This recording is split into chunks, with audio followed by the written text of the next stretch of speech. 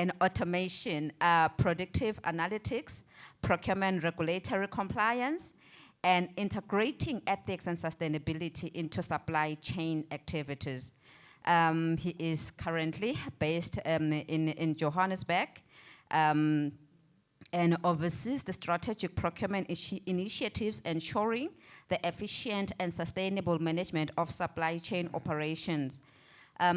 His leadership has been instrumental in driving innovation, enhancing operational efficiencies, and fostering a culture of continuous improvement within the organization he works in. He is also MSIPS chartered and holds a bachelor's degree in law, a diploma in management accounting, and a postgraduate diploma in business administration.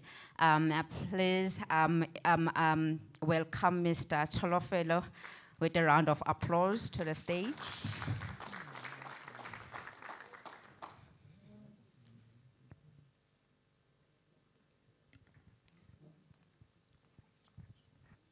Some of these introductions are so dramatic.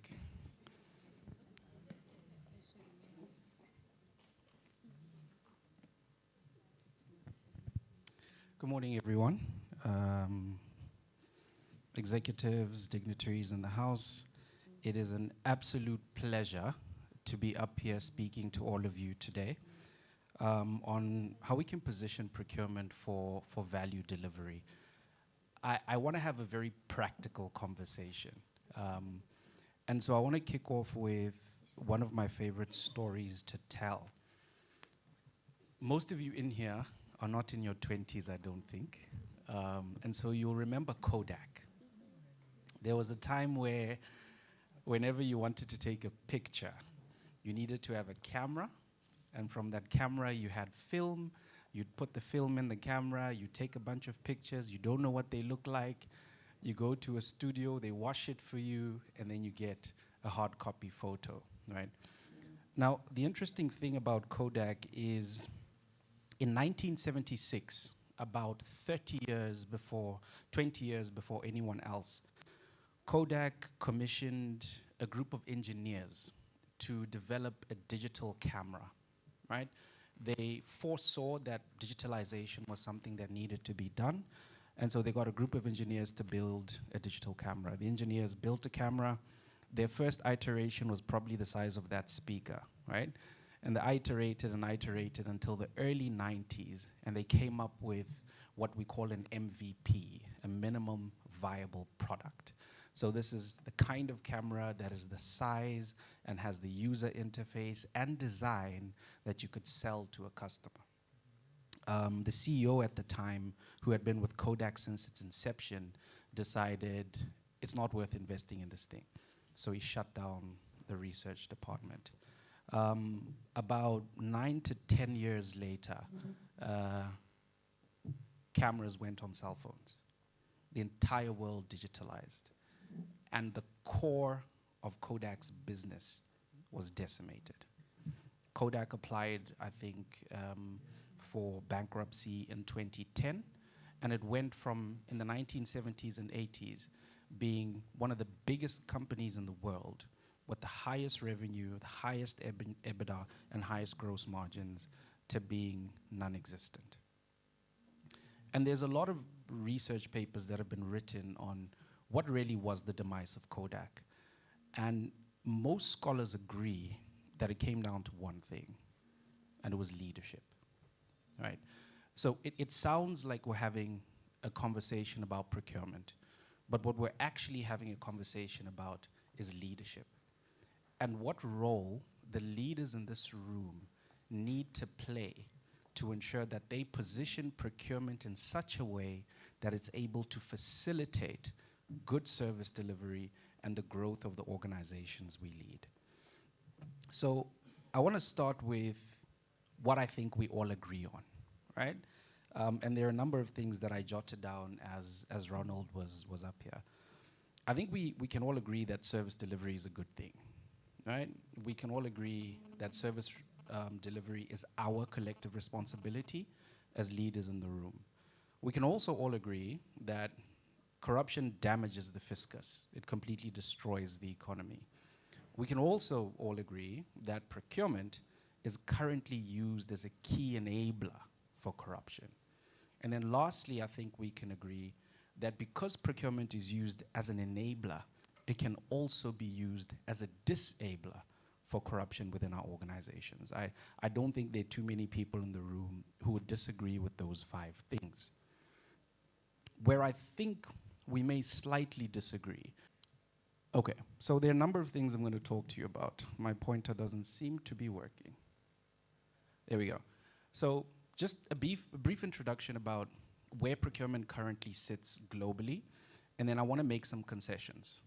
So there are things I'm going to agree with that seem to be negative tenets of what procurement does. I'm also going to talk about a bit of where we are versus where we want to be, and I'm going to differentiate this a little bit from what you heard from Ronald. I'm going to speak about where we are, specifically in terms of strategizing procurement, and where we want to be in terms of elevating procurement to a strategic role. I also want to talk about some of the pitfalls of where we are, so I can highlight to you and illustrate why we are actually in a worse situation than we think we are. We don't quite recognize how dire our circumstances are. Then I'm going to look at 2 regional case studies. I'm going to focus on Botswana, and I'm going to focus on Egypt. And then lastly, I'm going to make a bunch of recommendations. Please do stop me, well, don't stop me, but please do ask questions at the end. It's really important that, like Ronald said, this doesn't become a talk shop. Because from the procurement side of things, we also need to understand what some of the main challenges end users and executives are facing are. Because only then are we able to solution map around that. It begins with understanding stakeholder challenges. So where are we and where do we want to be, right? In terms of where procurement is within our organizations, in many places, not just in Eswatini, it's an administrative role.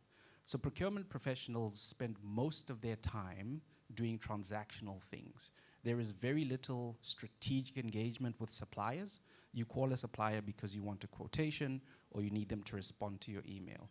So there isn't any strategic relationship building. There aren't any market analytics that are done. So the procurement professionals we have are incredibly disempowered because they don't understand the environment from a market point of view that they operate in. So that's where we are. Secondly, in a lot of countries, again, not just Eswatini, procurement is being executed on by non-procurement professionals. And Ronald spent a lot of time talking about what the dangers of this are. But from an organizational point of view, where resources are limited, that does tend to happen. What I'm going to talk about later on in my presentation is if you find yourself in a position where you have limited resources and you can't hire a procurement person, what do you do within your status quo to empower procurement as a function to make sure that you're not losing out on the benefit of having a good procurement resource? Third, and I think a couple of people I spoke to during the tea break, it feels like procurement is a bottleneck. Right, like when we send things to procurement, they take too long, they come back too expensive. Procurement is just a problem. It's a thorn in our side. If we could remove procurement and replace it, we would. I want to talk about why that bottleneck is important and why that bottleneck should sit with procurement and shouldn't sit with engineering or anyone else. And then lastly, procurement apparently doesn't seem to quite understand what the prioritizations of the organization are. So, engineering is building an oil rig, or they're digging a trench and they need it done by the end of the week because rainy season is coming and procurement is dragging their feet, right? I want to talk a bit about those perceptions. That's on one side. Where do we want to go, though? And this is before we even have a conversation about who should do what. But we want procurement to sit in a position where it can provide strategic insights to an organization. An example of, in one of my previous roles, we ran a tender for the construction of a massive oil tank. Now, these oil tanks cost between $6 and $8 million to build, just the building and commissioning. And so we launched a tender, we did our research, we went out to market, and market came back, and the lowest price we had, I think, was $14 million, right? So procurement reached out to their relationship network. They said, hey guys, these are the limited amount of funds that we have. Is there anyone who has an alternative solution that can deliver the tank, but make sure that we at least come close to our budget? And through the reaching out to their network, through touching into the market and understanding the environment they operate in, they found a supplier in Durban, which was an engineering firm. And this supplier said, hey guys, listen, we need to break this project up into its component parts. That will first of all make it cheaper. If you award it to us for $5.5 million US, and you give us an EPCM, so we run it end to end, we guarantee that we will deliver at that value or less, right? Because from an internal point of view, our engineers and our end users and our scope writers are inundated with other pieces of work that they do. And so procurement bridges the gap between them and the market to help understand if the market can deliver additional value from the value we perceive when we go out to market. Secondly, we need procurement to help us meet savings and compliance targets. At the end of the year, all of us are audited, all of us are writing reports. We want to be able to have a good relationship with the AG. Third, we want them to expedite organizational needs. This speaks to, it's the opposite of the bottleneck. And then lastly, help us improve planning for better efficiency. So, what are the pitfalls of the 4 or 5 things I mentioned in terms of where we are? What are the real, on-the-ground, pragmatic challenges with having procurement as a transactional function as we do in many status quos? The first one is we're losing out on incredibly valuable information and feedback. When you have a procurement function that interfaces closely, not just with internal stakeholders, so finance, HR, the CEO, CFO, and interfaces as well with the customer or interfaces with the communities within which we operate, they have a unique set of information that the rest of the organization doesn't have. And that information informs the direction that we do take as organizations. So for example, if you have a series of 5 mandates and you're deciding which mandate to prioritize over which, you can't really do that without information from the people whom you are serving. So if you want to prioritize women-owned businesses or youth-owned businesses, it is procurement who sits with the information because they interface with the community that helps you prioritize and decide that. So we miss out on a lot of information.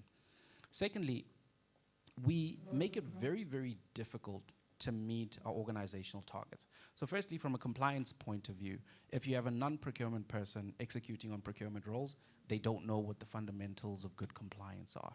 So you either constantly need to spend time guiding them in the right direction, or you're not going to pass your audits. But also, because they haven't studied procurement and they don't understand the ins and outs, they don't understand things like how SRM can help you save money. They don't understand things like proper good negotiation strategy that doesn't harm the supplier. Because if you negotiate too hard and harm the supplier, you're going to get a bad quality product. So we miss out on all of that if we continue to leave procurement where it is. Third, we run the risk of alienating talent, right? Some of the most intelligent CEOs in the world right now are people who started off in procurement. They're incredibly bright people.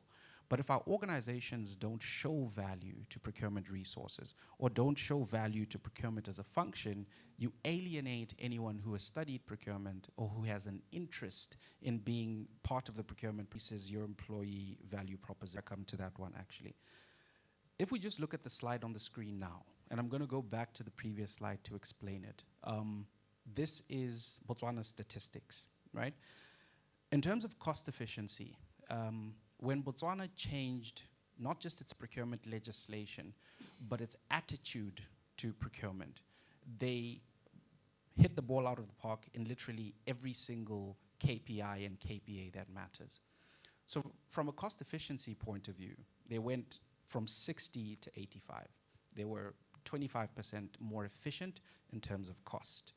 From a supplier quality point of view, so these are the products that are delivered, these are the services that are executed, they went from 50 to 80. from a risk management point of view, because you now allow procurement to sit more strategically, they're able to inform the decisions of the organization, and so risk management becomes a part of the conversation, not just risk management in terms of our relationship with communities or our relationship with other organizations, but risk management in terms of what are the risks of us continuing to import X from Y as opposed to building a strategic relationship with Z, right? Managing those kind of risks. Innovation. They saw innovation shoot through the roof, and I'll talk to it in the next slide, but what they did is they developed a non-financial incentive program. So they said, whenever we're facing a challenge and you come up with a great solution, we're going to incentivize you in a couple of different ways. I'll break those down. And then lastly, from a compliance point of view, within sub-Saharan Africa, Botswana has the highest public procurement compliance rate of any country, right? And that is a wonderful, wonderful thing to be able to say. So what do they get right that a lot of people aren't getting right? Okay, please just go back. My pointer isn't going back. First thing is they recognize the importance of resourcing. And resourcing isn't headcount, right? We're not talking about just bringing 20 more people to help do the work. Resourcing is making sure that strategically you're placing the right resources in the right places to do the work that they need to do. So number one, they said, if you're going to operate in a procurement role, you need a minimum procurement qualification. There needs to be some understanding of what this thing I'm going to do is. Can be a diploma, can be a postgrad, can be a degree, but in any procurement role, you need a minimum procurement qualification. Otherwise, you don't get the role. Secondly, they provided regulatory support. So they're one of the only countries that have done this on the continent, but what they did is they hired procurement oversight managers in every single one of the procuring entities. So wherever you go, whether you go to somewhere in defense or finance, or if you go to a municipality, there's a procurement oversight manager whose role isn't procurement. So he's not involved in the buying, the negotiation, the building procurement strategy. He's more involved in ensuring that the procurement department is compliant to legislation. What they realized that did is it removed the compliance burden from procurement officials and allowed them to execute on their mandate without having to worry too much about the compliance. Third, rewarding innovation, which I was talking about. They came up with some non-financial incentives, and they cost absolutely nothing, because what they recognized is people really just want to be valued. So if you walk into the office, into the reception area, and there is a frame with my picture on it that says Procurement Employee of the Month, people buy into that kind of culture. And so they developed those kind of incentives for people who came up with good solutions, innovative solutions to the problems that they had. And then lastly, they started recording supplier performance. We're doing some work with South Africa now for them to start doing this, because one of the interfaces procurement has is understanding who is a good supplier, who is a fly-by-night, and who has performed well in the past. Once you start to collate that data over a period of time, within a 2-year period, you understand which suppliers, when you look at their submissions, are likely to deliver good work and which suppliers are not. And that's crucial because we live in an age where I could pop into ChatGPT right now and it'll write me a great proposal for anything you want to be able to do. And without really understanding whether or not you have the capabilities to do it from a performance management point of view, you're likely not going to deliver on the project. So that's what Botswana did. Let's have a look at Egypt. Egypt wasn't as comprehensive from a legislative and an overhaul point of view as Botswana was. But what they did get right is they recognized the importance of measuring more than just cost. So this is a self-fulfilling prophecy. If you hire a procurement department and you say, I only want you to focus on cost, then they're only going to focus on cost, which means all of the things I spoke about you losing out on in terms of innovation, solutions, market insights, understanding the environment they work in, you lose out on all of those things. But also, what tends to happen, if you look in the private sector and you look at the statistics for how long chief procurement officers stay in roles, it's a 3 to 4 year rotation. So we're all moving around companies in 3 to 4 years, because what happens is I join F&B this year and I close every single tap I can think of. So in the first year, great performance. Second year, good performance. Third year, there are no more taps for me to close, because suppliers are screaming back, we just can't continue to be in business with you at the cost you want to be in business with us at. So CPOs then move on to the next job where they continue to close screws again. And that's the problem with focusing just on costs. There's so many things, especially in the public sector, we need to be looking at. How do we diversify our spend portfolio? So how do you ensure that money that's being spent in the public purse is going to women-owned businesses, is going to businesses owned by disabled people, is going to businesses owned by young people? And it's procurement that advises from a strategic point of view to say, oh, we actually have a bunch of catering companies of women that are women-owned or that are owned by disabled people. So measuring the right KPIs. Second, resourcing. So one of the things Egypt decided is if we're going to execute on this measuring performance goal of ours, we need the right people in place to be able to measure that performance. So you need to enable procurement to do their work, and then you need people who are going to come in and actually do the measurement of the performance. And again, slightly expensive exercise, but I'm going to show you in a little bit the cost, the onboarding cost of doing all of these things versus the amount of money that was saved over a 3-year period don't even begin to compete. And then lastly, we've had an extensive conversation about this over the last 2 days. Accountability, accountability, accountability. It is too difficult to get fired from the public sector. It is you have to try really hard to get fired from the public sector, right? Short of you resigning, you are going to die in a public sector job once you have a public sector job. And that is a problem because not just procurement professionals, but all of the interfaces with procurement understand that I can do things and get away with them because there is that scrutiny or disincentive to fire people from the public sector. We need to move away from that and start holding people accountable for the things that they do. And that means building really close relationships with organizations like the Anti-Corruption Commission you guys have here, the ACC, so that those accountabilities can be executed on. Engineer. Okay. So these are some of the statistics from Egypt. In the first year, after Egypt changed and started measuring the right KPIs, they found that their cost savings went out by 24%, right? So you've hired 2 people at a cost of 500,000 a year, and you've saved 24% of your total discretionary spend. This is in the public sector. It's a no-brainer. It's a justifiable cost.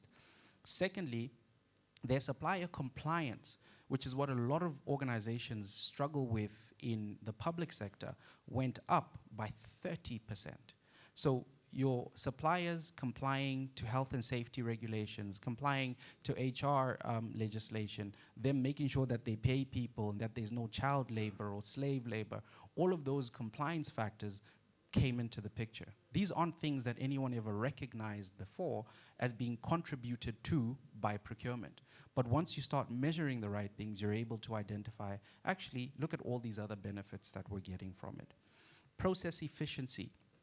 Internally within the organizations, within the public sector, what happened is when they hired a couple more people and ensured that one of the people they hired was a procurement professional, what happened is the efficiency between departments improved because you're not sitting with one person who has an accounting background who is inundated by 100 requests and expecting that person to execute. What rather you're doing is you've either doubled or tripled the assistance that person gets, and you're able to build closer relationship with your internal stakeholders. Contract fulfillment went up by 40%. Egypt had spent, I think over the previous 2 years to this study, they had spent a lot of money. All of those projects were still outstanding. This is a similar thing that's happening in Ethiopia right now. They're on a huge infrastructural development drive. All of their projects are running late. In terms of contract fulfillment, from a contract performance management point of view, you need a procurement person to lead contract performance. And I'm not saying that he should replace the engineer in terms of having the conversation with the supplier. You know, when are you delivering this? Why are you not performing? Why is this trench not dug yet? But it is procurement who needs to be the interface to set up those meetings and facilitate that contract performance management actually happens. And then the last one is innovation uptake. The novelty of new ideas improved by 20%. So, what do we need to do?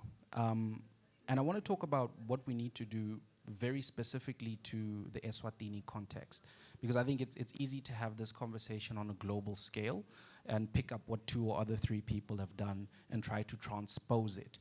But we need to look at the unique local context and figure out what we need to do. The first thing for me is leadership, and that's every single person who's in this room. If you don't have a procurement-specific vision for your procurement, for your organization and for your team, you're not going to be able to get good results out of them. Just like an organizational vision and mission, you need one for procurement that transposes every 3 to 5 years. So you sit down with your team, you build a strategic vision for the next 3 years. Team, from a procurement point of view, what do we want to achieve over the next 3 years? Number 1, we want to make sure that we are compliant. Number 2, we want to make sure that we meet our savings targets. Number 3, we want to improve how many suppliers we do business with. And over the next 3 years, what happens is every internal decision you make feeds into the vision that you have identified in the beginning. So that's the first and most important thing. If you don't have those, now is a great time to go and set those up. Also, it improves the relationship that you have with your subordinates. Or if you're here and procurement reports into you, it improves the relationship that you have with the procurement function as a whole. Because they aren't running helter-skelter trying to achieve everything. They are very directed in terms of what it is they need to do to make sure that from your point of view, they're meeting all of their KPIs. So leadership and setting of vision and objectives. Secondly, you need to set procurement-specific values and guidelines. And this is different from the vision because this is your roadmap. This is whenever we're faced with a difficult situation, what are the values that we tap into to guide what it is we decide? So for example, in the UAE, where there's very little corruption, their guiding book isn't ethics. Their guiding book is excellence. So every time procurement sits down in a room to decide, we're in a difficult position here, what do we do? They ask ourselves, what would excellent look like? Within the African context, we're not quite there yet. Our values, I believe, need to be, okay, what does integrity look like? What does good ethics look like? What does honesty look like? What does collaboration look like? What does relationship building look like? Once you've developed for yourself and your team those guiding principles, it becomes easy to navigate difficult situations. 3, have at least one procurement qualified resource leading your procurement function or within your procurement function. And I know whenever I say this to people, the first thing that's said is, we don't have a budget. But if you look into your own budget and how much you've spent on your last 2 trips, that's sufficient to pay 1 procurement resource for the year. So it isn't about whether or not money is available. It's about whether or not we believe that the investment is worth the money. And every statistic I've shown you says the investment is worth the money. I mean, when I was still with Puma Energy, it would cost us anywhere between 300 and 400,000 for a 1-week trip to go see one of the sites, right? That is a full permanent resource who can execute on procurement work. 4th thing, invite procurement into strategic conversations and invite procurement's insights. I am confident that if I go back to any one of the companies I've worked for in the past, I probably know more about that company than anyone else in the organization. Because procurement sits in a very unique position, right? You have to interface with finance. You have to interface with the executive leadership. You have to interface with every single end user, so HR, IT, all of those departments. You have to interface with your external stakeholders, which is your customers, your suppliers, and your buyers. So your knowledge of the organization over a 3 to 5 year period far surpasses someone who is just focusing on making sure that I build the architecture for delivering X. Because he doesn't understand financial implications of his decision. He doesn't understand the HR implications of his decision. But procurement sits in a position where it does understand that. And the reason it's important to invite those insights is because procurement will be one of the very few functions in the room that can say, you know, from a bird's eye point of view, it may look like this is our problem. It actually isn't. Something else is our problem. A conversation Ron and I were having on the way from the airport is about the Auditor General's report in South Africa. And I had read the reports for the past 2 years. And in terms of the supply chain findings, the Auditor General always says, poor contract management, that is an issue, right? And so whenever I go to people, I'd say, contract management in the public sector, that's an issue. He was telling me about a study they did in 2015, which covered many more years and was more comprehensive. And if you look at supply chain performance over a longer timeline, it's not contract management, it's actually staff churn. How quickly the public sector was losing procurement professionals or losing procurement leadership was influencing the contract and performance management, right? That holistic bird's eye view helps you build strategic insights for your organizations that not only help the organizations excel, but help you as a leader build a legacy for where you are. And then the last one, fifth one, second from last, ensure your organizational procurement policies reflect what you have determined within your vision. So when you are drafting your annual or biannual policies, be informed by what you have said is your vision, what you have said is your roadmap, and draw those policies from there.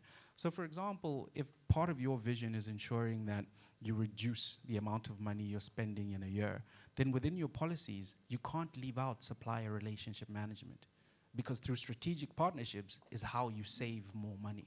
So once you have set the foundation at the top, deciding everything else under it makes it easy because you have a guiding book for it. And then lastly, please invest in the upskilling and the capacitating of your procurement resources. Procurement is one of those functions that is changing so rapidly right now that a decision you took, which may have seemed like a great decision, is no longer relevant at all today. So for example, Amazon was having the conversation 10 years already about moving into the African space and having a central hub to improve its distribution business, right? By the time it was announced that Amazon had interests in setting up a big warehouse in South Africa and competing with the likes of Takealot, Amazon had developed unique last mile delivery solutions that spoke to what Takealot was challenged with. So for example, if you go to the Eastern Cape, or if you go to the Northwest, or you go to the Free State, there are areas where if you order on Takealot, you then have to go to the closest town so you can pick up, right? They just don't deliver there either because it's not safe or it's too far. Reminds me of way back in the days in university. I promise you I've changed my ways. We used to order pizzas for these guys to deliver. We used to live in Res at the time, and then we'd hide behind bushes by the gate, and as they drove into the gate, we'd scare them and run away. But if it doesn't make sense to deliver to I have changed my ways, I promise. Oh no, I'm a different person now. But if you're not able to remain relevant with the insights you use to inform your business, your decisions are always going to be outdated. One of the things that I'm worried about in Africa especially is we're talking about, e-procurement. Let's automate, let's digitize. And we're talking about this, and everyone else in the world is 10, 15 years ahead of us.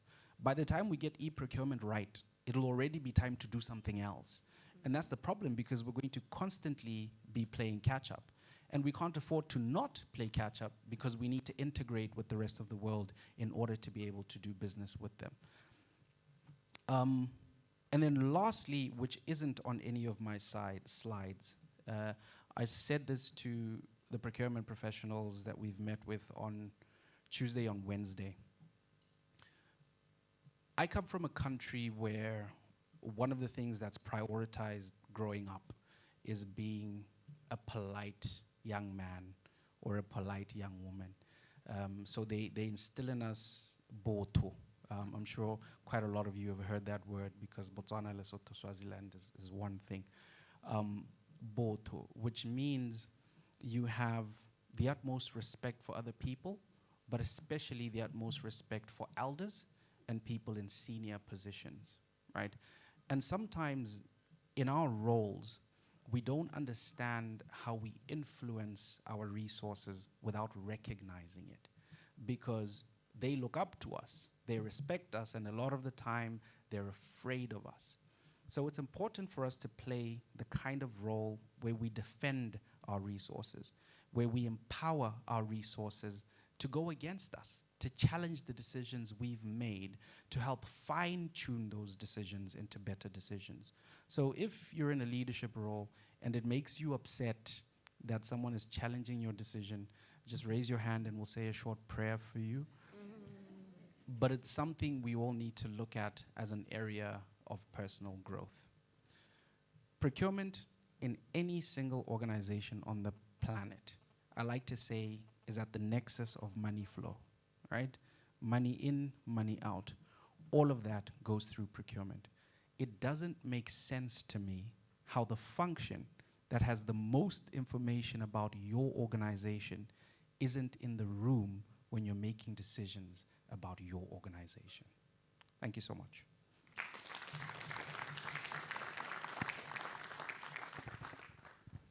I think I'll take a couple of questions. Easy questions only is my policy. But yeah, please shoot. Questions, comments, challenges, please. If there's additional information you require, please do reach out. If I don't get a question, I'm just going to give someone the mic. Oh, there's one in the corner there, please.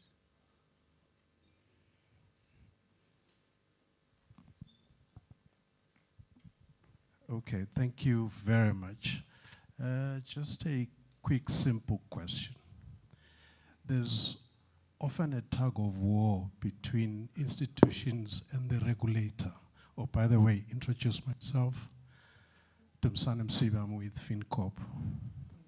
There's often this tug of war between the regulator and the procuring institutions with regards to appointment of a full-time, part-time procurement specialist within the organization. Sometimes there's even a temptation to position procurement in finance as a dual role with other finance duties. I just want to tap in your mind, in your brain, in terms of how do we play that balancing act? Some organizations will argue we're not a procuring organization in a big way, and therefore we don't need a full-time person. But now we're talking the strategic function of procurement. Just help me with that tug of war. Thank you. All right, great. My response to that, and that's a very good question. My response to that question is, you don't have to be procuring a lot to need procurement. That's the first thing. Because if you look at the procurement square, you have low value, low criticality, high value, high criticality, high value, low criticality, and low value, high criticality, right? So there's some organizations who will buy 3 things a year. But if buying those things goes wrong, or if you enter into a wrong contract in procuring those things, it completely destroys the fabric of that organization, right? And that needs to be an internal conversation about what is the level of the strategic things that we buy. I would always say in public procurement, the reason you need a procurement resource isn't just whether or not you buy a lot. It's to be able to, play that interface role I was talking about with internal stakeholders, external stakeholders, understand the market, even with the few things you are buying, how do we buy those things better? So basic Kaizen. In terms of your relationship with the regulator, and I think I can, abandon them now because they're not paying for my accommodation anymore. There is always a temptation at our level, and I've faced this in a lot of boardrooms, where we walk in to whatever environment we go in with power. And so what tends to lead conversations, which should be collaborative conversations, is a tug of war. Because what you're tugging at isn't the issue, you're tugging at egos, right? What needs to happen is, as leaders, we need to develop the kind of maturity to, from the regulator's point of view, for example, to say, listen, we understand your constraints, but can you give us a part-time resource who you guarantee you will support to achieve 1, 2, 3, 4 for 1 year, and then let's have a conversation about moving to a full-time resource. From your point of view, it also can't be a zero-sum game, right? So we should be sitting at the table trying to figure out what the solution is for both of us, not trying to figure out who has the bigger ruler. Anyone else? You know when people don't ask you questions, you know you've talked rubbish. So there's one here and there's one at the table in the middle there.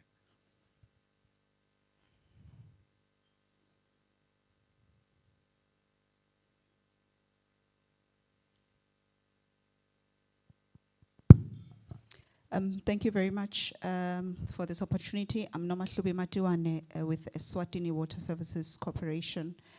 I have 2 questions. The first question, you were talking about how it's important that we are reskilling because I guess of the VUCA environment, that we operate in as businesses. Now, I want to link that as well to what Ronald was talking about. The issue of ensuring that we get the skills from credible, from accredited institutions. And coming from HC, I think there's a struggle in terms of sourcing talent in the market. We argue that it's a labor market that is favoring the employer. But I find that there's a mismatch in terms of the skills that we want against the skills that are available. Yes, people are unemployed, but they do not have these skills that we are desirous of. And case in point, so we look at our local university. Last I checked, we didn't have a procurement qualification as a form of a degree. So we end up taking someone from law, someone from social sciences, someone from accounts. Accounts mostly because they do finance management, so there's an element of supply chain in what they are studying. So I just want to check, what are the best-in-class countries doing with perhaps a background like ours to ensure that the SIPs that is now being talked about nationally is really a valid and recognizable professional qualification within our institutions. And I say this because you wake up every day on LinkedIn, everyone has a new certificate. The certificates are flying everywhere. And coming from human capital, we do want to source the right talent with the accredited qualifications. What are the best-in-class institutions doing on that end to of these qualification through NQF, what's this? We call it EQF in Eswatini. Yeah, I think I'd want to learn that. And then there was also a conversation just now purely out of interest as well, and mostly also from Ronald, where we were talking about how public procurement should be a driver, or is a driver, of the economy. As we professionalize, as we become more strategic, what is happening to your small businesses in an institution? And I struggle on that end because they don't have these documents that are required, for bidding, particularly as we open up procurement to international bidders, where we are now finding, from where I'm seated, and I could be wrong, the local resources now moving out of the country. The World Bank is saying, you know, participation here should be open internationally. What are we seeing? What are countries ensuring that it is a true driver, you know, of the local economy? Just purely that one out of interest. Thank you very much. Thanks, Noma. Two fantastic questions. The last one I like to think of, I don't know who likes football here, is a bit of a through ball, right? Because that is precisely why you need procurement to play a strategic role. When you've set your leadership vision at the beginning of a 3-year period, and you've said, here are our priorities, procurement is able to say to you, listen, we're doing 80% of our business with companies from South Africa and Botswana.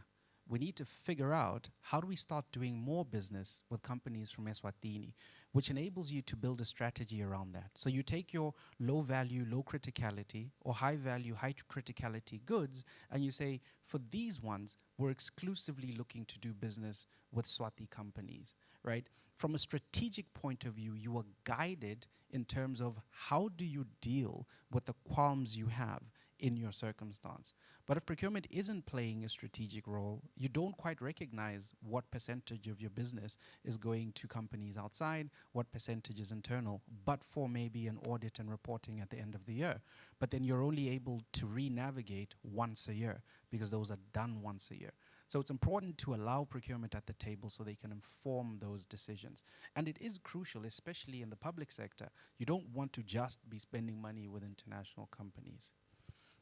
In terms of the qualification framework, again, you know, our collective responsibility, what the best in class are doing is they have what they call labor lobby groups, right?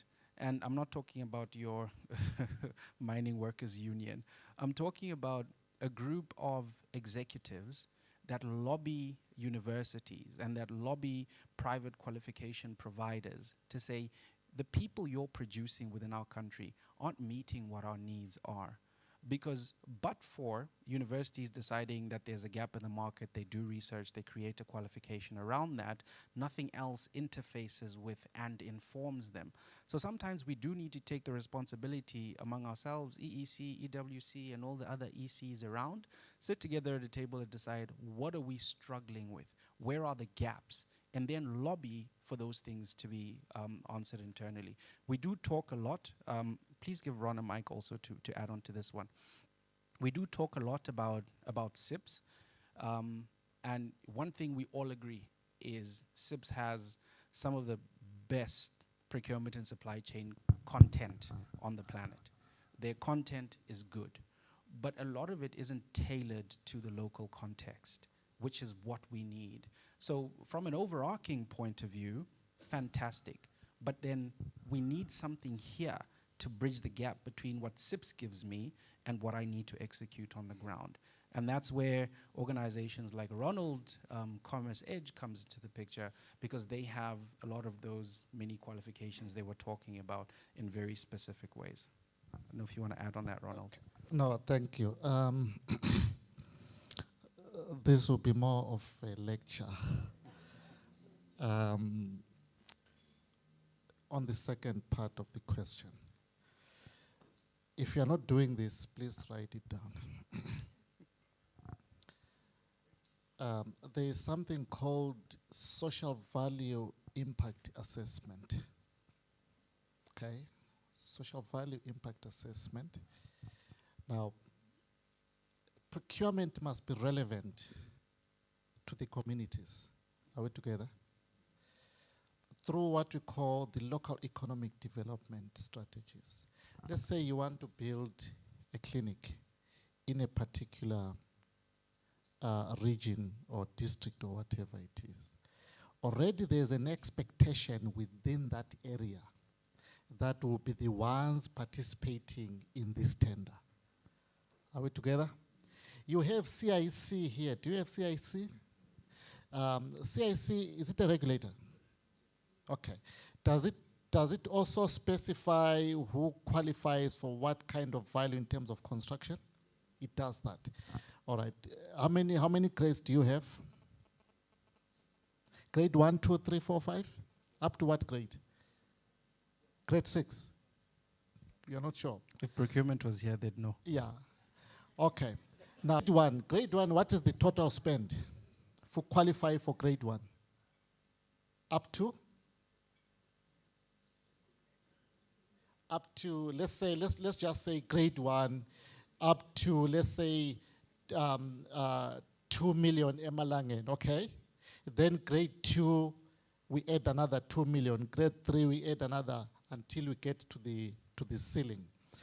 Now, we have conducted an social value impact assessment in terms of within the area. That's where strategic procurement comes in. We have conducted that, and we know that within this particular locality, we don't have a service provider that meet the criteria that we are looking for. Are we together? This project or the clinic or whatever, it's a school, will require someone who is a grade 8, for example, because it's a high value project. And we don't want to take chances out of that. So we've conducted this social value assessment. Within the area, there are so many young people who are not employed. Within the area, there are so many people that probably they are grade 3, grade 4 in terms of their CIC. But at the back of our mind, we want this project to benefit the local community. But the local suppliers, they don't meet the criteria. Are we together? Now we advertise a tender, we draft a world-class tender. Specifications, we need somebody who is a grade 8, CIC, whatever graded, we advertise. Come back, non-responsive. Have you ever heard what we call non-responsive tenders? You advertise a tender, no one responds because no one can meet the criteria. Now, in terms of your deliverables, you have already missed in terms of your service delivery. What do? You do write this one again. I've never spoken this term, write it. Each time when I speak, I want to leave my audience with a new term. This one you must write it. It's called parceling. Parceling. P-A-R-C-E. I'm not sure whether it's double L or it's one L. You'll figure that one out. I-N-G, parceling. What is parceling? I've deliberately used a procurement term so that we'd see that procurement is a profession. Just like engineers, they can use their own jargon, eh? Finance, they use their own jargon. IT, they use their, we also have got our own jargon. All right. Parceling, what is parceling? Packaging, okay, I thought it was much. Yeah, it's packaging, that's not packaging. So out of 10, I'll give you 0. Parceling is something that we also, do you have spending threshold in our regulations? You have spending threshold.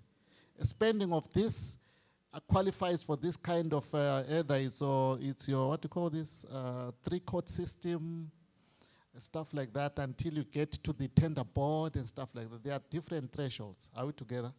Now we realize that this particular project, it requires a grade 8 and it requires, we need to send it to the tender board. So what do? We parcel it. Now I'm defining what parceling it is. Parceling it, we split it. It's called splitting. We split the order so that we qualify for this process. That's wrong. In procurement, don't do it. If your procurement officials are doing it, you must tell them to stop it. Are we together? They must stop it. And if it is not in your policy, please put that in your policy. It's a dismissible offense in procurement. We are cheating the system. It's called parceling. Okay. So in this case, we have sent out a tender. No one is responding, no one is doing anything. What do? Do we blame ourselves? We blame our impact assessment because we did not conduct an impact assessment, number one. We did not conduct a supply market analysis. We did not know, are there capable suppliers? Now I'm talking strategic procurement now. We have not conducted our supply market analysis. We don't know who the suppliers are. It's like someone going to the river to do fishing. You spend the whole day with your line there. Nothing is happening. But someone sitting next to you is catching each time because they put something in there. So the fish is going there where now you didn't do it. So in procurement, we avoid some of these problems, hence we seem not to be relevant to our communities, and we're not developing them because we have not conducted a supply market analysis. Had we conducted a supply market analysis together with our impact assessment, we know there are a lot of young people unemployed, but they don't meet the criteria. We then change our procurement strategy. We say in our procurement strategy, we still maintain grade 8, because of the quality that we want to get out of that project. However, now we say to the service provider, we are going to implement subcontracting. Are we together? Subcontract with the locals who are grade 4, grade 3, grade 2, whatever it is. Why are we subcontracting? We are not just subcontracting for the box ticking exercise, but we are also subcontracting as part of our skills transfer. Now, 2, 3 years, 4, 5 years down the line, we have capacitated small businesses. Now they are graduating into now grade 5, grade 6, grade 7. So we have kind of created a Johnny Walker. We are developing small suppliers into big organizations. Murray and Roberts, Colgate, they were once a family business. Did you know that? But they grew. So let's grow our small businesses to an extent that it's a strategic procurement decision that needs to be taken. We had not conducted a supply market analysis. We got SIF tender. But now we have changed. We are saying we still maintain that in the event that there is no one who responds, make sure that you partner with our small businesses that are in our region. At the same time as you build the school, as you build the hospitals, as you build whatever it is, our own small businesses are also what? Being built. We are also capacitating them. That's strategic sourcing.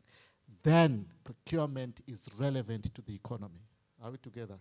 We are creating job opportunities, but we are also building capacity. The last one as I sit down. I'm going to charge you. Yeah. Procurement. Let's not create tenderpreneurs, but let's create entrepreneurs. How do you do that?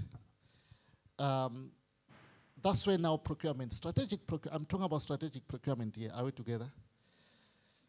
We advertise a tender, and service providers, they respond. This particular tender that we are dealing with probably is 5 million Emalangen. And Ronald, as a business, we have never participated in such a high-value project. Are we together?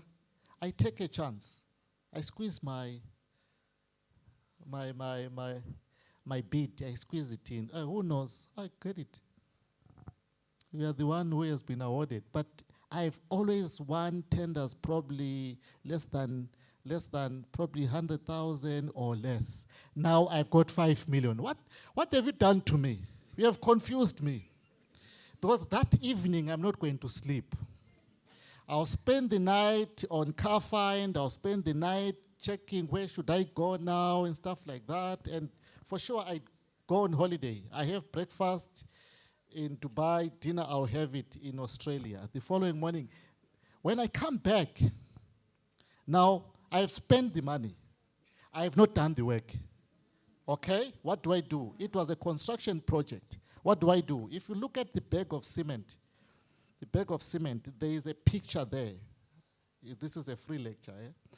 There's a picture of 3 wheelbarrows to a bag of cement. What that tells you, to get the best strength from this cement, this is the combination. Are we together? You need 3 wheelbarrows of sand to 1 bag of cement. You get it right.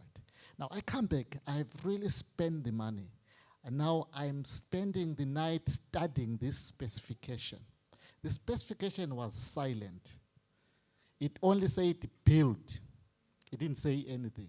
Are we together? What do? I changed the combination. 1 bag of cement, 5 or 6 wheelbarrows of what? What is more expensive, cement or sand?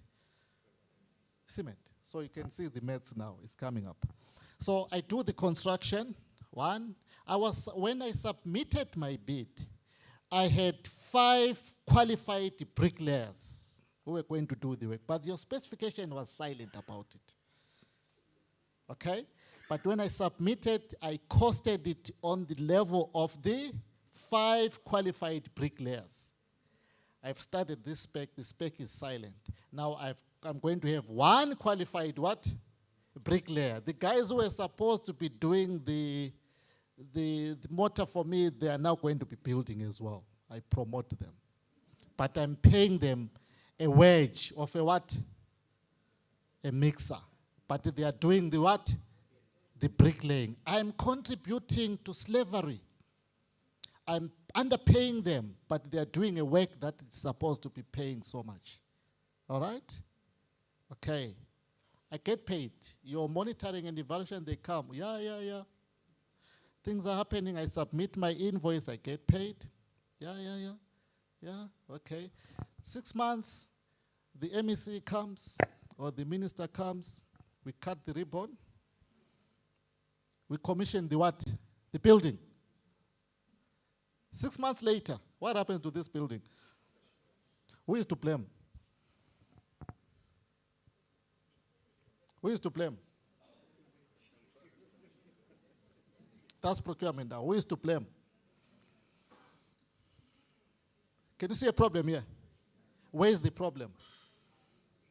Have I elevated this too high? Where is the problem?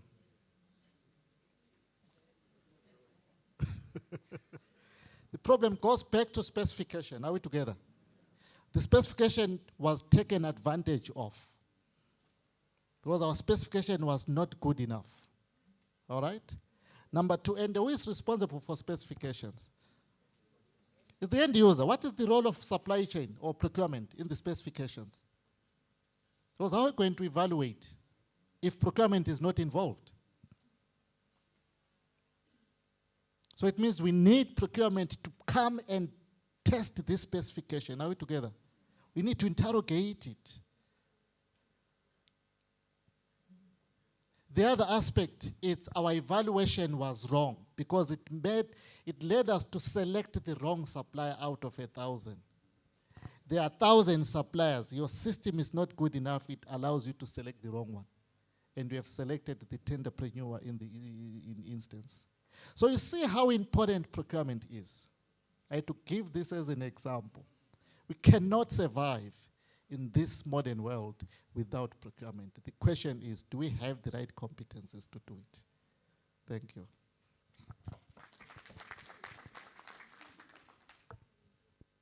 I don't know if the gentleman next to you still has a question.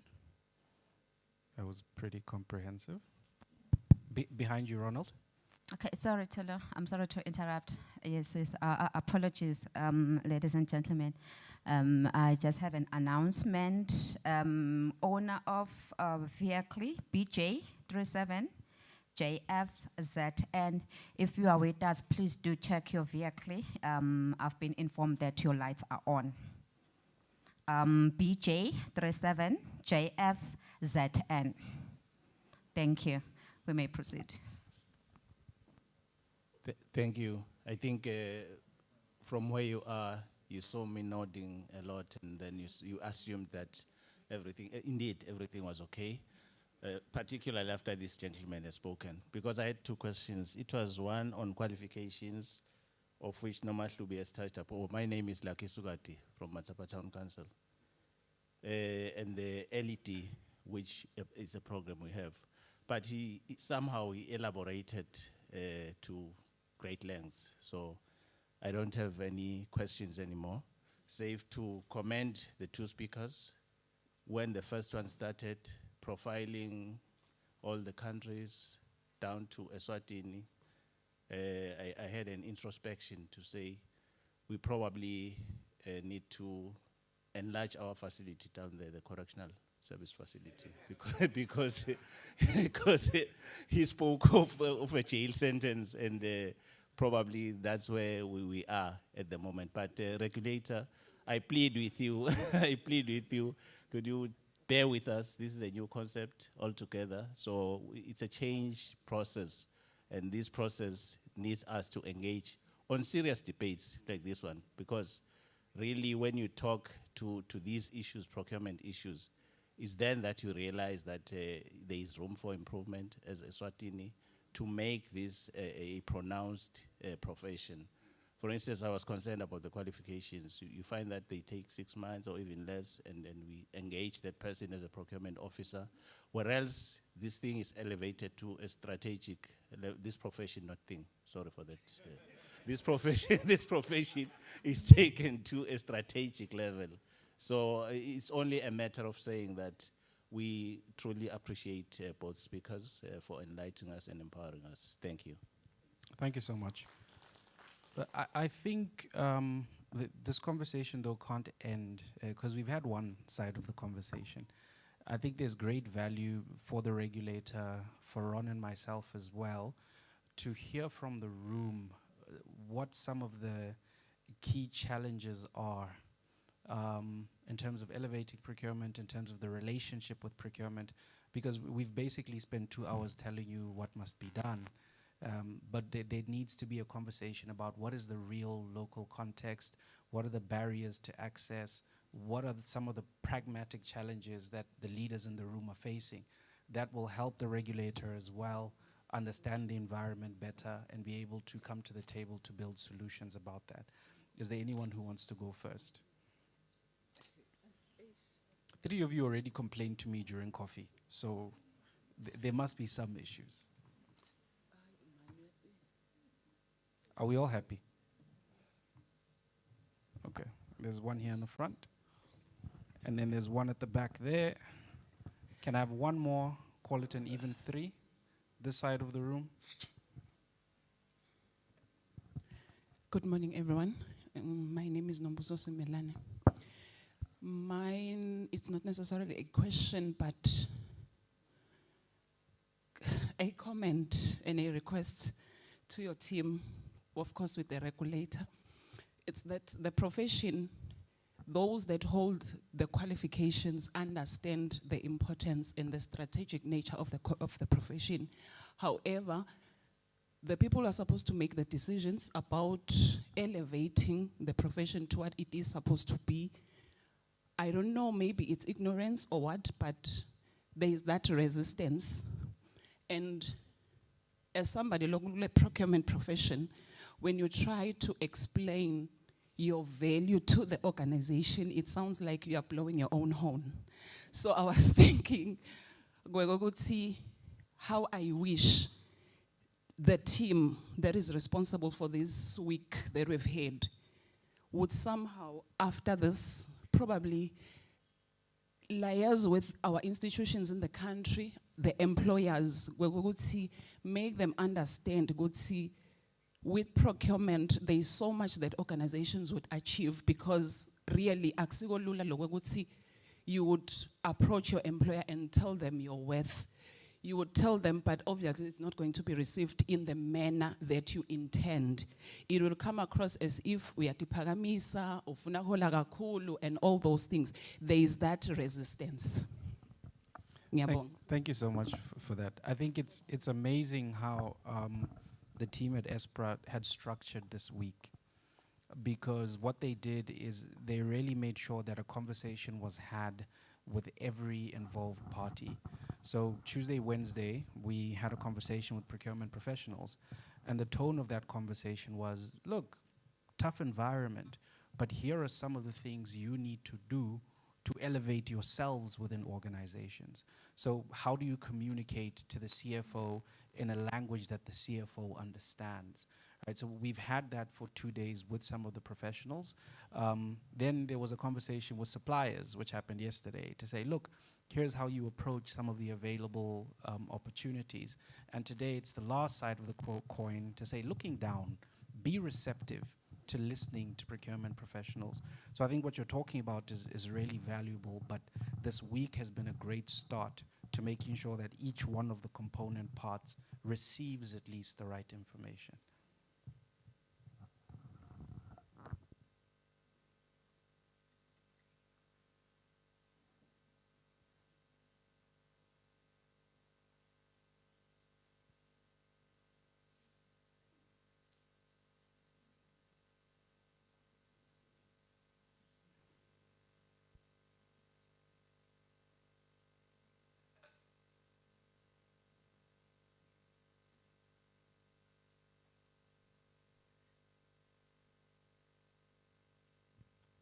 Tuli, can we borrow yours, please?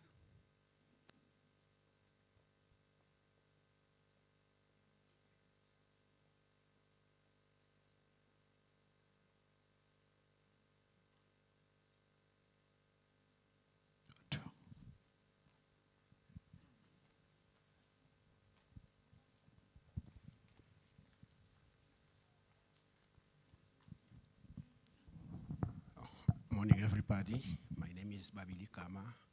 I'm an accountant in government. In government, currently, there are no procurement officers. No one is qualified, so most of the time we find this job being pushed to the accounts department. And this process is becoming very complex. We find ourselves struggling. I just would like to know, in the absence of a qualified or a dedicated procurement officer, who is the most appropriate people to improvise? Because really in accounts, we are failing to do this job. Thank you.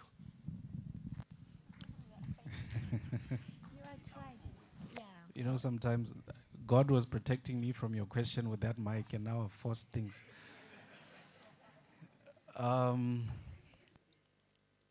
Look, I have two answers.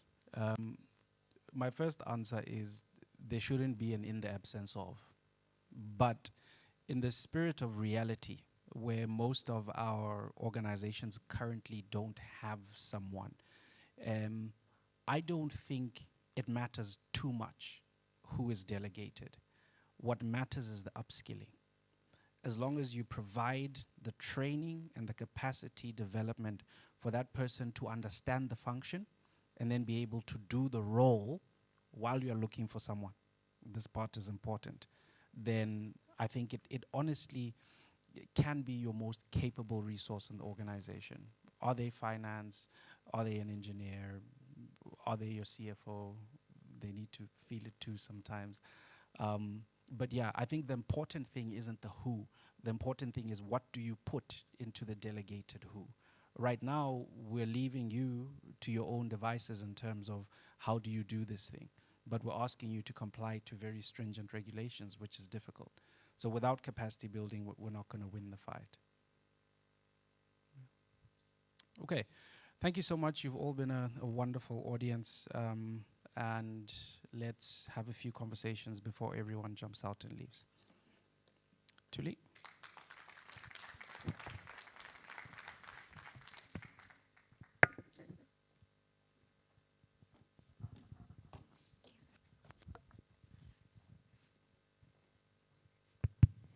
Okay, thank you so much, Mr. Tolofelo.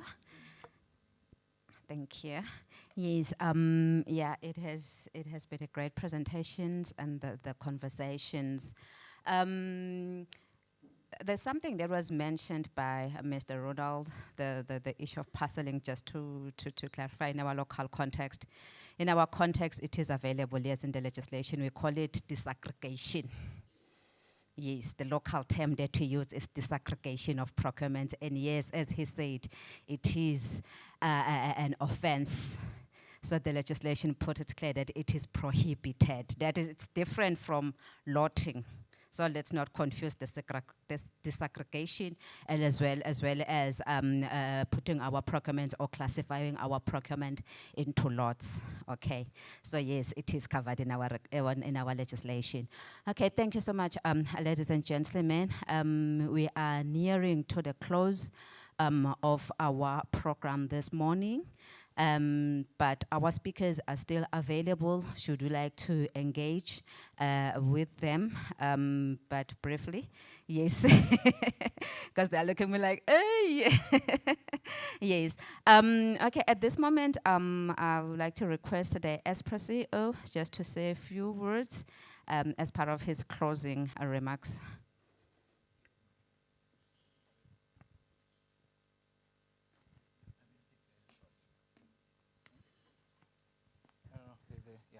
The PowerPoint.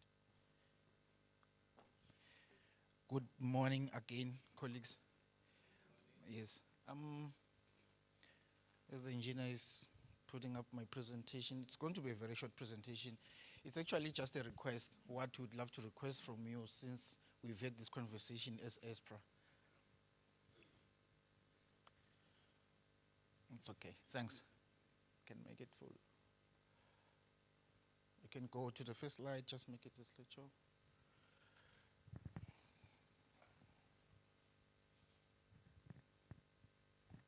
Thank you. We are all sitting here as procuring entities, whether you're a central government ministry or you are category A parastatal.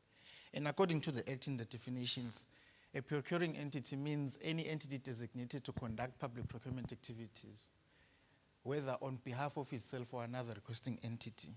So we do that. We most of the time we are procuring on our behalf, and this will include the technical secretariat and any ministry, department, category A enterprise, and the municipalities. What we want to ask from you, maybe next year, but from today, still comply in Regulation 29. Regulation 29, continuous monitoring. Subsection 1 would see for the agency to continuously monitor procurement activities and contract implementation. Procuring entity shall submit to the agency annual procurement plans, information on tender notices, invitations for quotations, requests for proposals, contract award, and the contracts. And in addition, quarterly and annual procurement implementation report in the prescribed format and through systems developed by the agency. We have submitted templates where you are requesting that you submit annual procurement plans, quarterly reports, contract management reports, but a lot of procuring entities are not doing it. When I joined the agency, if I remember well, people will correct me, I remember in the annual report, I think we had about 38 PEs out of 93 complying. In 2022, we had 11 out of 93. Currently, this year, we are sitting at 63 out of 93. I'll pick the Minister of Agriculture because PS Sydney Smelana used to be a very good friend of mine. You've got this, we've got a spreadsheet where we've got the ministry. The ministry is the procuring entity. And then we've got the category A parastatals below that. I'm using an example with the Ministry of Agriculture. You would find that most or all ministries do not comply. And I'm taking this from Regulation 29, which says you are supposed to submit to the regulator. But if you see below that, we are going to have, we are going to be having NAMPOD under the Ministry of Agriculture. They are complying up to contract management report. You've got NAMPOD, they are complying up to management report. One of the reasons why we need these reports is so that we are able to advise government on issues of policy. We are able to put together the data, how much we are spending in public procurement. Right now, we're going to be saying in sub-Saharan Africa, it is said by the African Union, we do not have the correct figures because we do not get the reports.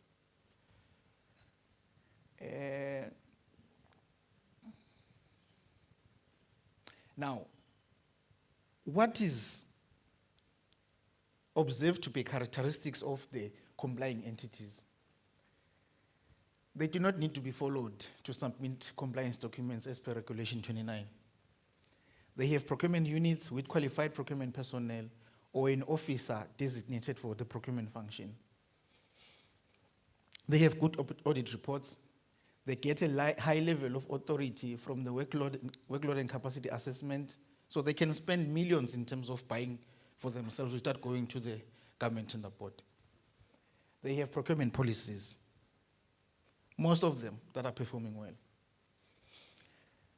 And we looked into our records and compliance records, and we can point out some of the entities that are best compliant. When you're looking at category A, you know that SWACA is going to submit, you know that ERS is going to submit, you know that Eswatini Bank is going to submit.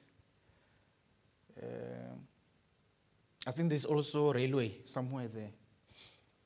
On the local government, you know that Manzini City Council is going to submit. But there are other institutions where they've allowed us to go and conduct workload and capacity assessment. Capacity assessment is where we go in to check if you keep your records, if you have qualified personnel, if you submit to the agency, and a number of indicators that we look for. And after conducting the WCA, we then get to be invited to come back now, because usually the first time the reports are terrible. But the good thing is that these organizations are so motivated that they call us to come back. And we went to Nhlangano Town Council. I had requested the CEO to share his story, what we found there and where he is now. But due to time, then he'll tell us another day.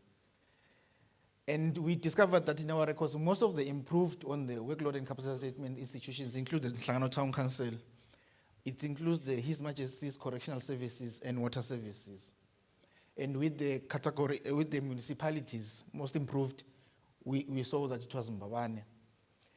On the issue of the complying ministries, kahle kahle kude. Sesikhuluma iqiniso nje kude ministry comply yabo. Kepha ke nalokuthi Ministry of Home Affairs beyifuna kuthenga. Lesi sikwenda nyalo asasayini lutho funa ngaba comply. Now lesa nje info takuthi ufuna kuthenga deviation, emergency noma ngabe emergency lenjani. Le pen sesayifaka shukela. Ivele simebhala nje idvebe awungacomply. But ke ngalokuthi ke sabe seke sibeka libhuthe lansanyeni. Wabe somnguni uyacomply ngale procurement plan. Sesiyakhona manje. Sekukhona ke lesingakusho ukuthi ukhona lo comply awo. Non-compliant entities, they need to be followed every time to submit. They do not submit even the annual procurement plans. Kepha bayathenga. Lokuhlekisana kakhulu babese bafaka ne deviation. And the question is, deviate from what? Nangabe kutele plan, so you deviate from what? They use a lot of deviations in self-made emergency procurement and a lot of limited procurements. And then the deviation is going to say, we have shortlisted the most known profits of Atuangban. They usually do not have procurement units, qualified procurement personnel, and usually no officers designated as a procurement officer. They get very low levels of authority from the WCA assessments, and they do not have procurement policies. Way forward. I think this is my last slide. Sicela ukuthi nisibambise enforce regulation 29. Let's start going forward. Nalama deviations is scrutinizer quite closely than we used to do before. So be expectant to get a lot of no's in the deviations applications. We will also require market research on some procurements and specifically on the special and complicated procurements. So if you come to us and you say you've shortlisted 3 for a selected tender because the tender is around 20 million, we'll want to see the market research where you got those 3 people you are saying they're going to supply you. And Tulile said, ngikhulume kahle. Ndakhuluma kahle. Bullet number 3, angeke sisawa consider ema applications labuya kuma AP la nga comply, ma PE la nga comply. Ngikhuluma kahle mos. Angintreatnish. Also, starting from April 2025, angeke sawathatha any applications APE led the procurement office. April 2025, i-budget siyayiqala nyalo nga August angisho. Asifake no procurement officer budget. sithenge i-laptop, sithenge itafula, sithole i-office. Makunjani sithole nanga la kuthengwa nguminister Ntshangase.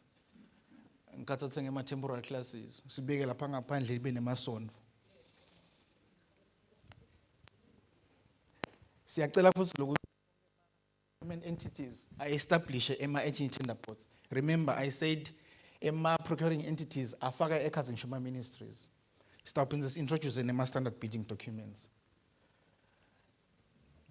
Bengicela ungifakele le spreadsheet sami se-Excel sengigcina sengihlala phasi. Le spreadsheet lesi sikhombisa ukuthi bobani laba submitter kobani laba nga submit.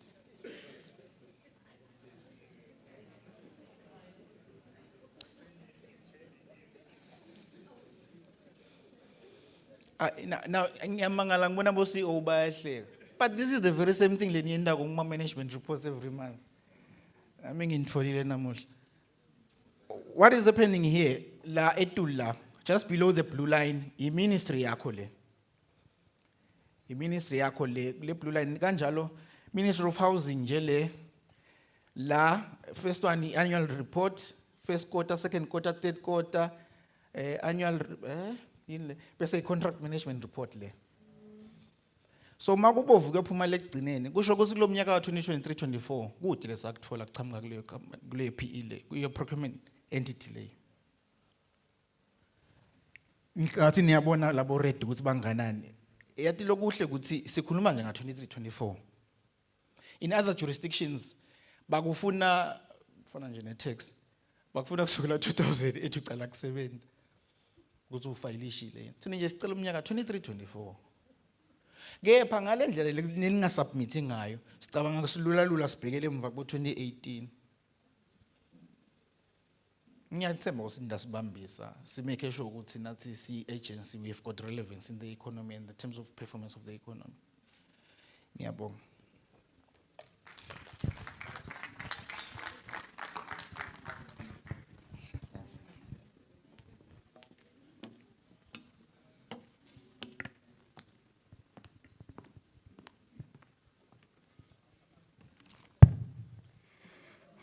This has been a tip example of what procurement professionals experience back in the organizations.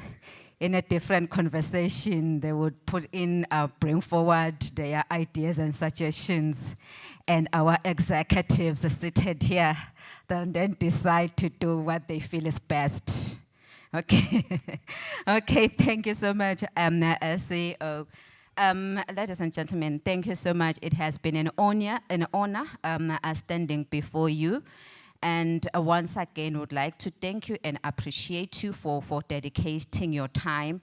As we have been mentioning in the course of our meeting, these are conversations that started on Tuesday. And from those conversations that we are having up to today, there were quite a lot of recommendations that were also brought forward. And as per our team, or resonating with our team for this engagement, it was shaping the future of procurement. We do acknowledge you are noting your recommendations and all those that we're collecting in the course of the week. We will be, as a regulator, together now a roadmap and also mapping how we'll then implement those recommendations, identifying now, I would say, the long-hanging fruits that we can start. At the time, we will have a similar engagement, or in the engagement, long week engagements that we had last year. These were the things that were brought forward. This is how far we have come implementing, and some of these fruits you'll be seeing in the course of the year, so that you are confident that you're spending time here, you're releasing procurement professionals. I can imagine, I know 2 days or even a single day without the procurement person in the organization, it becomes hell, because we are always submitting requests today, yet we require delivery tomorrow. But want to give you the comfort that you spending time here releasing your procurement professionals has not been in vain. We really appreciate your input. And once again, thank you for listening to me as I mumble before you. And thank you so much to our speakers. They've been here since Tuesday, sharing their knowledge with us, sharing their insight with us, and also mapping recommendations on things that we can also consider as we move forward. So once again, Mr. Ronald and Ms. Tolofelo, thank you so much. Ladies and gentlemen, we had come to the end of our program today. Would like to thank you once again, and I will again request Ms. Setsa to close the meeting for us with a word of prayer. And sincere apologies, colleagues, that we ended up finishing the meeting later than we had promised. We are way past 11, but thank you so much for bearing with us. Thank you. Can we close our eyes? Heavenly Father, we want to thank you for this meeting. We want to thank you for its success in the mighty name of Jesus. We pray, Heavenly Father, as we go back to our respective workplaces, for traveling mercies and safety and protection in Jesus' mighty name. Amen.